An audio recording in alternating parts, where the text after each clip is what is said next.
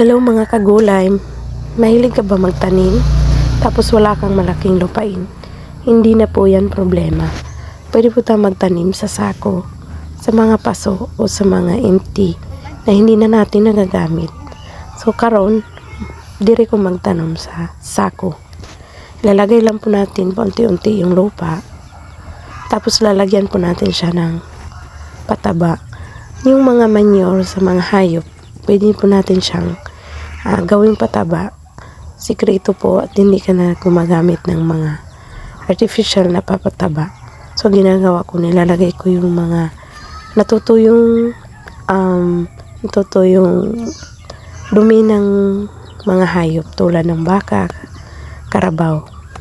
So ang gagawin mo lang, pipunuhin mo siya tapos ihalo mo sa lupa. Tapos lalagyan mo na siya ng ngayon pa lang itatanim ko ay kamote. First ko po itong ginawa at sana magwo-workout. Ang gagawin mo lang, pag natanim mo na, tapos pag tumubo na yung mga dahon, lagyan mo na ulit ng lupa hanggang mapuno yung sako. So, ang sabi nila, nagwo-workout po to at itatry natin ngayon. Ako po ay mahilig talagang magtanim kasi layo-layo po ng mga taniman ng gulay namin nasa bukid. So kung gusto kong makalib, thank you for watching. God bless. Bye!